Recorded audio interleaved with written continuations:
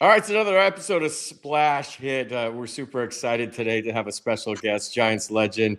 Played 14 years in the big league, 7 for the Giants, and current Giant broadcaster. Like I said, absolute legend.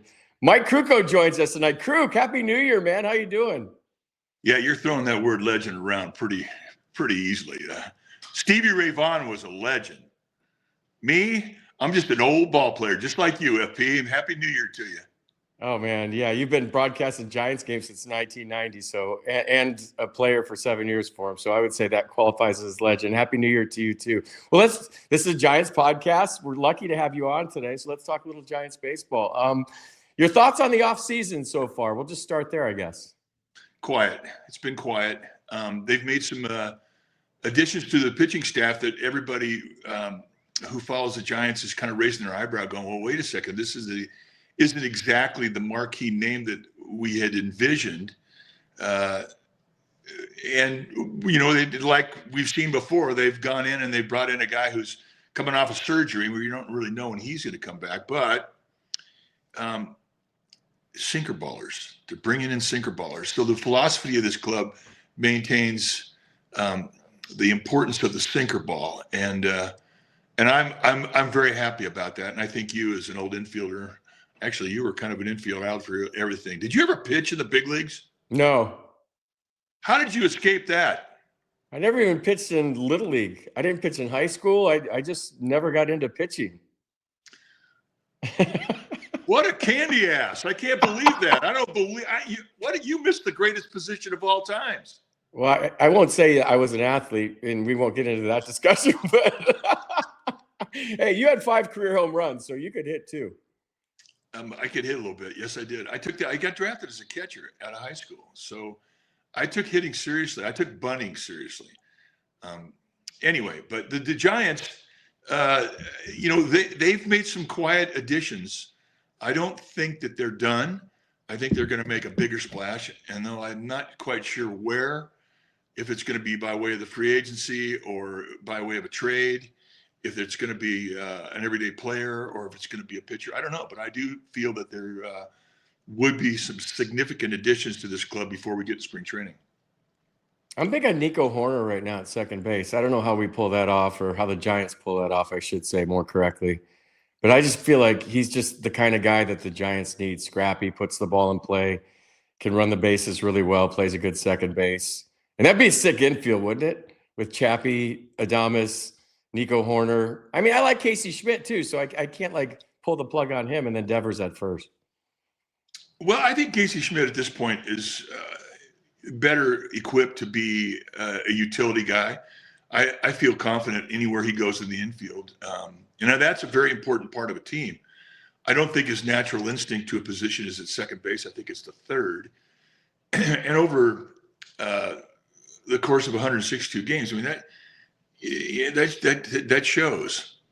But I do like him. I think he's gotten better every year, which I think is the ultimate compliment to a young player. And plus, he's fun. He loves the game. He's a complete gym rat, and you know he can't get enough of the yard. I like that about Casey. But in regards to Nico Horner, he has a big problem. 30 teams want the guy. I mean, that's how good he is. I mean, he makes any team better.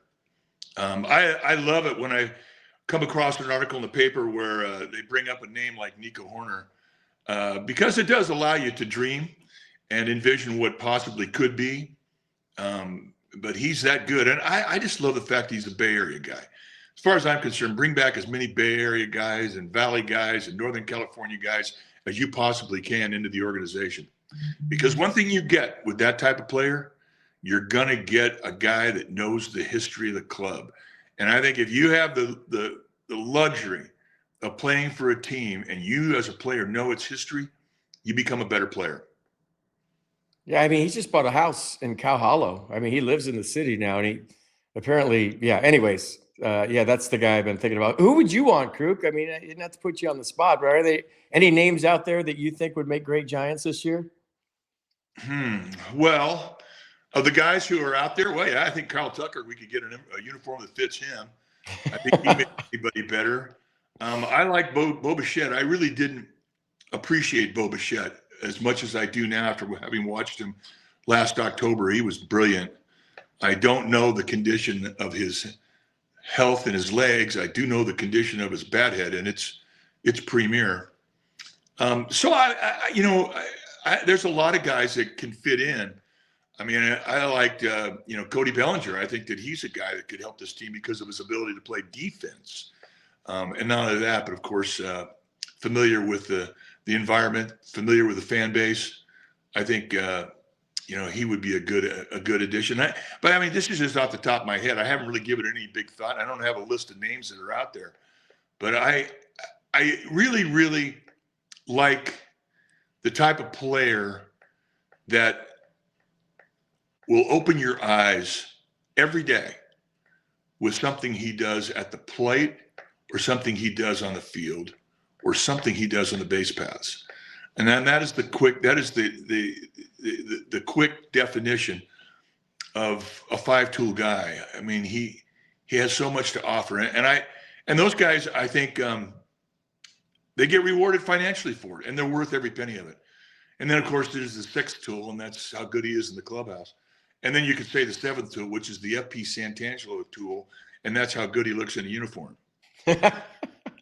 Yeah, well, I want winning players, championship-style players, and that's what you and I gravitate to. We talk about it all the time. Guys that can get a bunt down, guys that hit behind the runner, guys that just do things to help your team win. And when you talk about the Giants last year, there were some of those guys, but there was a long time when I think all Giants fans were frustrated with 7, 8, 9 in the order. That was just like automatic outs. And that's where I'm kind of focusing the offseason on, is just getting some guys down there that give you a tough at bat and that can compete a little bit. Well, I agree with you. You can't have any layups in a lineup. Not now. I mean, there are lineups that are just solid 1 through 9, and you really don't get a break when you're pitching against it.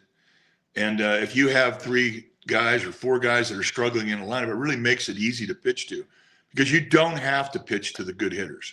You can nibble with them. You can make them try and hit your pitch, because you don't have a fear when you get down below the lineup. But I think you're going to see improvement. Casey Schmidt, as we talked about earlier, I mean, he's really improved his at-bats. I think he has quality at-bats. He has a better understanding of the strike zone, much more discipline to it. And he hits the inside pitch. I love that about him. The other thing, too, about that bottom part of the lineup is Patrick Bailey was horrific the first half of the season, but he really turned himself around the second half. And I think that's going to be the type of player that we see more of this year, what we saw the last couple of months of the season. So I think that, the ball club as it stands right now, I think is so much different than last year's team, and so much better in one simple way. They have their leadership in place.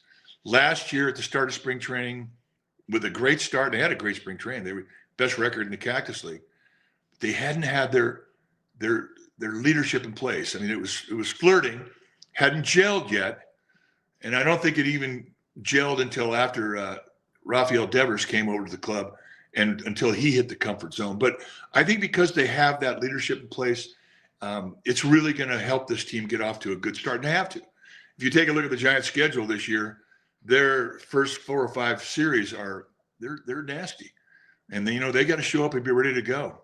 So I agree with you. I think we have those type of players that can play the game correctly, that have good instinct, the high IQ guys you hear so much about. But I also believe that group is going to be much more comfortable coming to the camp and much more comfortable with each other, which I think is a very big, significant thing to a team's success as well. When you say leadership in place, you're talking about players? And if you are, what players are you talking about when you say leadership? Well, Willie Adames, number one. I mean, he hit the comfort zone.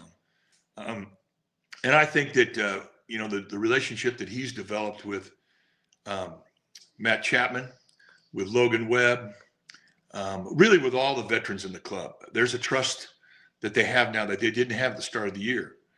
And again, I want to emphasize the importance of Devers hitting the comfort zone. And there was a couple times there early on, I think in his first 90 at-bats, he had 45 strikeouts. He was not anywhere near the comfort zone, pressing hard. But he finally relaxed, and we saw what he's capable of the last couple of months. So I think that it's about a 7 or 8 man leadership, but I do believe that the main control of the team always comes down to a couple guys. And I think right now the backbone of this team are probably the three that I mentioned: Adames, Chapman, and Webb. So I think that's a plus coming in this season. Well, you were one of those guys, so you're speaking from experience. But let's talk about other leadership. I mean, I've seen you answer this question before, but for the sake of our podcast, I want to talk about it again. The Tony Vitello hire. We'll get to Wash and Bochy and Dusty, but I want to get your thoughts on Tony Vitello. Well, I had a raised eyebrow when it first went down. I'm thinking that's a big ask to have a guy with no experience come into a major league clubhouse and impact them in a positive way. It's a big ask. And then I met the guy, and we had a Zoom. All the broadcasters had a chance to ask whatever we wanted to ask, and we didn't pull any punches. And what impressed me about him is that he had thought everything through. He had anticipated every angle with not only us where we could come at him from, but anybody from the media as well. And he was very confident, very humble. And our take when we went out and talked amongst ourselves after the Zoom was over was that he's smart. He knows what's in front of him. He's no fool. He's asking people's opinions.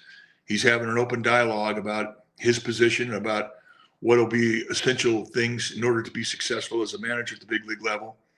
I don't feel he's afraid to delegate, which is another big thing. When you come into an environment and all eyes are on you, you have a tendency to want to make every decision because you feel it's reflective of yourself, where in fact, your ability to teach not only the player, but the coaches on your team, and then trust that the coaches on the team and the players on your team are going to make the right decisions once they're on the field.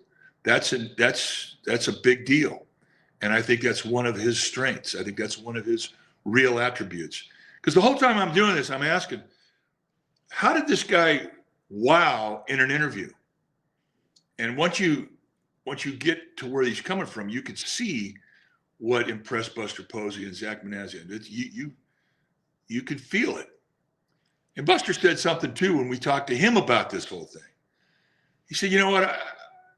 I waited up and down every possible interview that we had.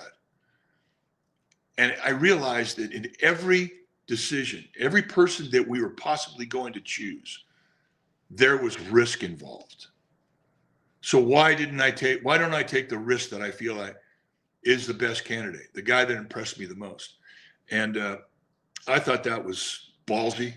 I thought that was it says a whole lot about what Buster Posey's made up of, and I understand the decision.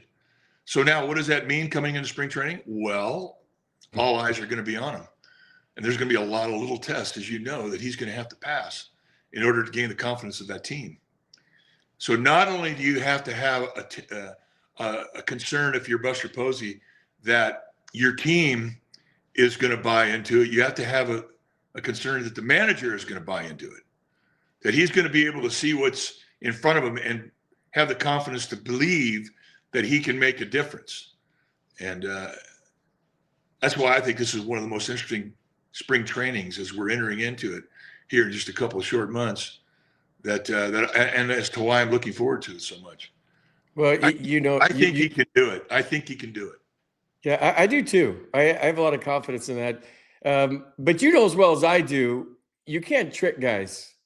I mean, when you're around guys for 7-8 months as a manager, I mean, it's going to come out like who you are and what you do. What do you think his biggest challenge is going to be? Like, is it going to be the older players? Is it going to be running a game where it's going to be moving real fast? Is it going to be he's got grown men now that are going to question things versus 18 and 19-year-olds? Like, what do you think his biggest challenge in year one is going to be as a Giants manager? Just having a realistic, open dialogue that he can communicate with that team on their level, And, I don't think there's a group of men. Well, I'm sure every clubhouse or locker room across the country will say the same thing, but let's just put it this way. I don't care if it's men or women. If you're a competitive athlete, you can sniff bullshit better than anybody. You just can. And, but look, I know that Tony Vitello knows this, and it's going to be up to him to be realistic, to say things that are not being perceived as smoke being blown around. He's got a big thing to do here. I mean, this is not going to be easy, and it's going to be very interesting from our perspective. And I hope he can pull it off, because it would be amazing. Well, he's got Boch, he's got Dusty, he's got Wash. Maybe talk about those influences. And I asked, we had Buck Showalter on a couple of weeks ago, and I asked him this. I said, can there be too many chefs in the kitchen where all of a sudden you're getting so much advice, your head's just spinning? Does he got to learn this for himself, or is this valuable to have these guys around? Well, I mean, the best part about all those guys is they're not going to force anything on them. Dusty Baker, Bruce Bochy, Ron Washington. You throw Ron Wotus in the mix. There's a lot of experience in that room. And of course, Buster's going to have an opinion as well. Not one of those guys is going to walk into Tony Vitello's office and say, here's what you should be doing. They're all going to wait for Tony Vitello to come to them and run something by them. But they are going to give an honest opinion. And that is the only thing you can hope for if you're in Tony Vitello's shoes, that nobody's going to try and blow smoke up your nose. They're going to give you an honest opinion. And I think that the four that we mentioned, he's blessed to have them. He is absolutely 100% blessed. And I think that's a big reason as to why I think he can be successful. Yeah, he's also blessed to have broadcasters that are going to be up in the booth calling the games that aren't going to be like, what is he doing? Oh my God, what's going on? There's going to be some bumps in the road, right? The game's going to be moving fast. He's going to have to figure it out on the fly. But I think, like you said, he's really smart. He's very authentic. He's very transparent. I've spent some time with him too, and I was super impressed. I got the impression, Mike, that when I hung out with him the night after his press conference, and we had a few pops together, that he was a little overwhelmed at that point. And I know there's a lot on his plate right now, but man, I'm buying in big time, man. I think the upside with this guy is so high, but there might be some bumps in the road early on, and I think it's all going to be a learning experience for him, right? Oh, totally. By the way, what was his drink du jour? What was his preference to alcohol? He's a beer guy. Just had a couple, and he's not a big drinker. And you would be surprised, like in a social setting, he's a little more reserved. You know, he's not an extrovert out in public. Maybe when the light goes on in the clubhouse, he's a different guy. But I was just impressed with the person, and he was asking a lot of questions. I was with a few former big leaguers that are friends with him, and that's how I got to know him. And he was asking a lot of questions like, I don't even know anything about spring training. I'm like, well, you get somebody to do that for you. You just tell them what you want and have somebody run spring training. Yeah, that's why he's never really had a spring training, right? He's never had a spring training. He's never played everyday baseball. I mean, this is going to be it's going to be a foreign language. But there's one asset that he has, and he doesn't even know it yet. And I think it's the real strength to this organization is the knowledge of the fan base is incredible. You're playing in front of a very high, intelligent baseball fan base. And the one thing that Giants fans are is they're extremely loyal, and they want this guy to succeed. And they are going to support him. But once they see how he manipulates a roster during the course of a game, how he utilizes his defense, how he utilizes his bullpen, how he gives days off, how he will stack up a lineup against a certain type of pitcher. These are things that are going to be noticed by the Giants fans. They will buy in or they won't buy in based on how he runs that team. And it's not going to take the Giants fans long to realize if he knows what he's doing. And once you've won the Giants fan base as a player, a coach, or a manager, or a president, or a general manager, then you have won the biggest fight of all.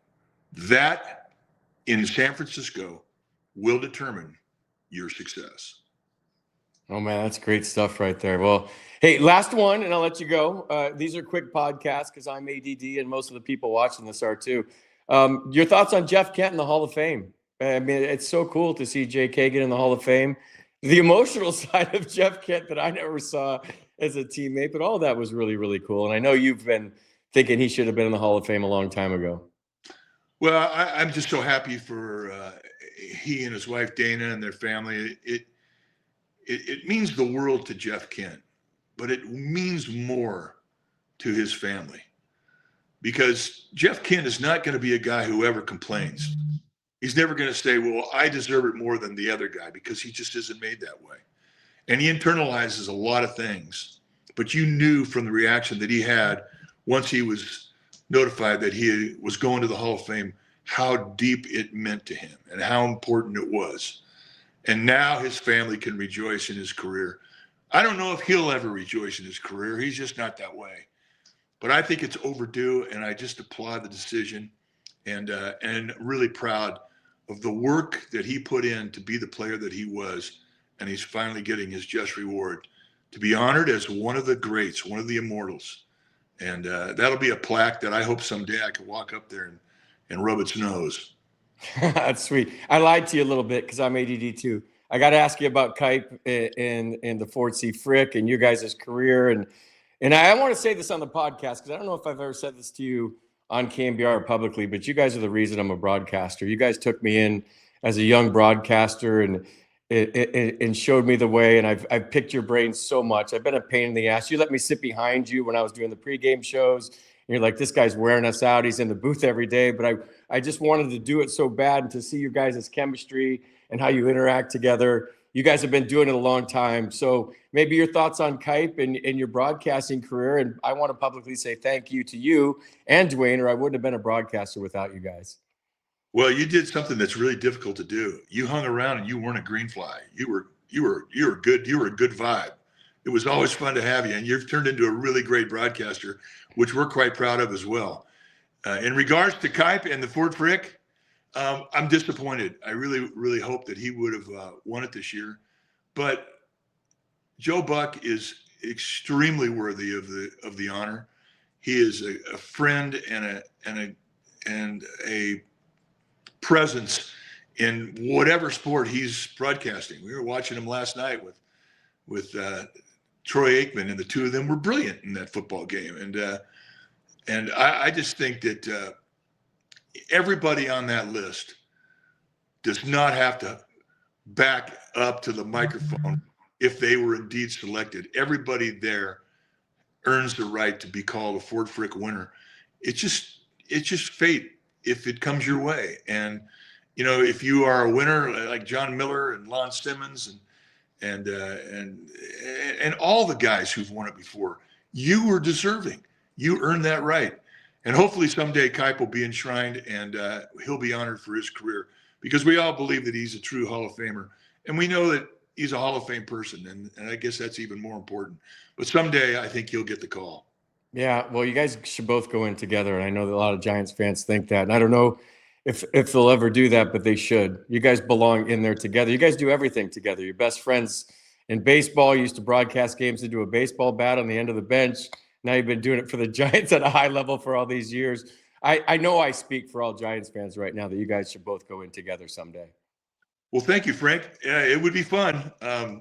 But you know, let's get Kipe in there first and start worrying about the rest. What do you say? Yeah, well, I want you guys in together. Hey, I'll let you go. Happy New Year. Thank you so much for coming on. This means a lot to me. You know how much I think about you. I hope you have a happy New Year, and I can't wait to see you soon. Well, thanks, FP, and we love you. You know that, and Happy New Year to you and all your family. And it's just a few. I mean, once you get past New Year's, man, it's time. It's baseball time. It is. It's fantasy camp, January 9th in Scottsdale. Let's go, baby. And then spring training. Kruk, thanks a lot, man. I'll see you soon. Frankie. Take care. All right. And we got to thank Mike Krukow so much for coming on today. A lot to unpack there. He is so great. I mean, that was some valuable information and some great insight. He's just so wise. And then when you're around him, like I am so much, and then you're a broadcaster too, you're just like, it's just like being around better players. You're like, God, I suck compared to this guy. But he's just the best, and we can't thank him enough. We can't thank you guys enough for listening, watching these. The response has been so great. Don't forget about the subscriptions. If you go to YouTube, you just click on subscribe. It's real easy. We're trying to get to 3,000. I think we're around 2,000 right now. But you guys have been great. We read the comments. Susan and I love the comments from you guys, whether it's positive or negative. We don't care. But most of them have been so overwhelmingly flattering. You guys have been great. So get into those discussions in the comments. We read them. We thumbs up them. We like them. Sometimes Susan comments back. Sometimes I. Maybe we both have a bad habit of responding to the negative ones more than the positive ones. But you guys have been great. Thanks for listening today. Thanks for watching today. You guys are great. We'll see you again later in the week. Like I said, we do 2 podcasts a week in the off season. We're going to do 3 a week during the season where we can break down decisions and games and strategies. That's when it's going to really get fun. So we're just trying to get through the off season to get to the season. Thanks again, you guys, for everything. We will see you again later this week. And like I say on the way out, every single time, swing hard in case you hit it. It's a great life motto.